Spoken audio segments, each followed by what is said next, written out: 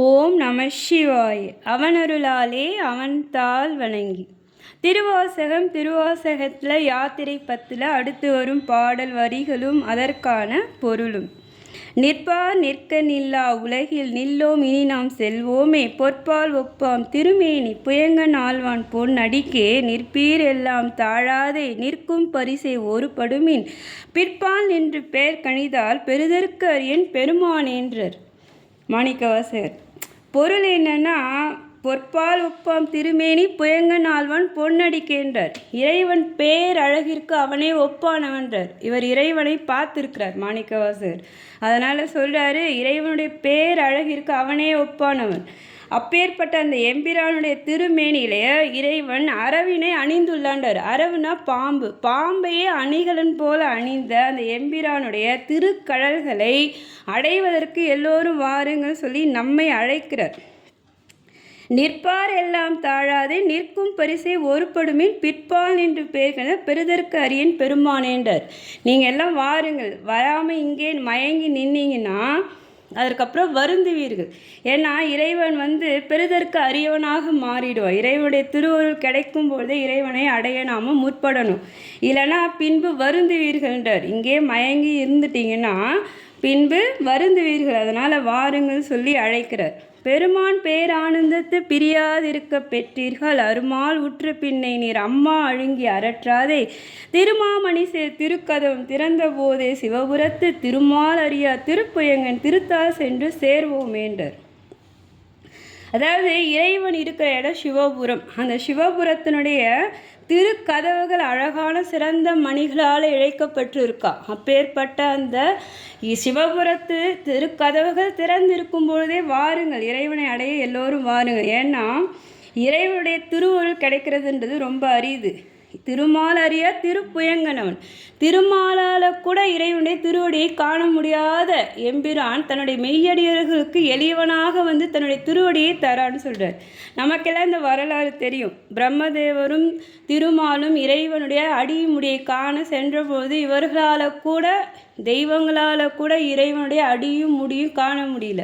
அப்பேற்பட்ட அந்த எம்பெருமான் நமக்காக, நம்மை போன்ற மெய்யடியர்களுக்காக தன்னுடைய திருவடியை எளியவனாக தோன்றி தந்து நம்மை ஆட்கொள்ள வந்திருக்கா. அதனால் இங்கே மயங்கி இங்கே இருந்தீங்கன்னா அப்புறம் ஐயோவோ அம்மாவோ சொல்லிட்டு துயருற்று வருந்துவீர்கள்ன்றார்.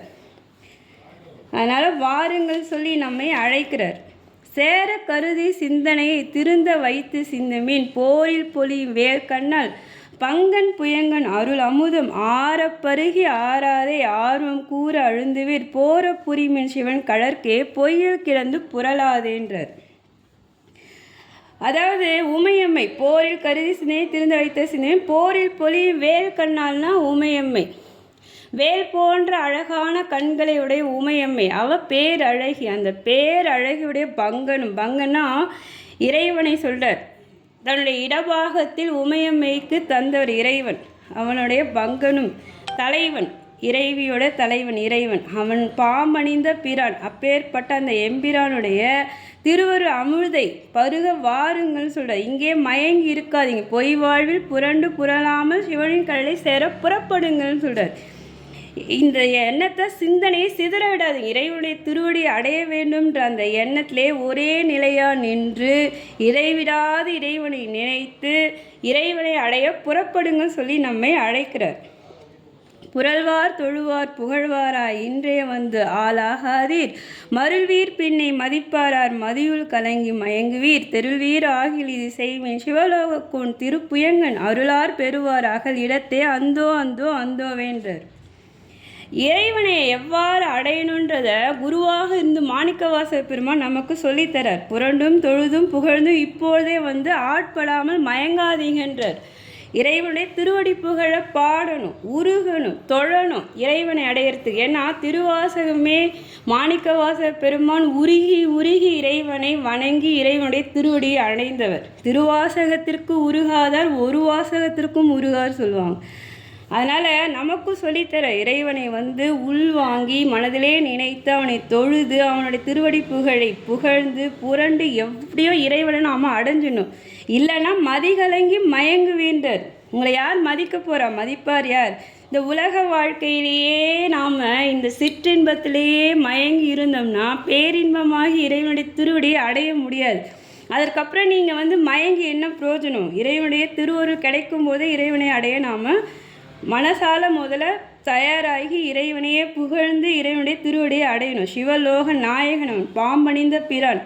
அப்பேற்பட்ட அவனுடைய திருவருளை பெற்ற நீங்கள் எல்லாருமே இறைவனை திருவடியை அடைய வாருங்கள் சொல்லி அழைக்கிறார். இல்லைன்னா அதற்கப்புறம் வருந்துவீர், அந்த ஐயோ போயிடுச்சே சொல்லி வருந்துவீர்கள்னு சொல்லி நம்மை எல்லாம் அழைக்கிறார் மாணிக்கவாசகர்.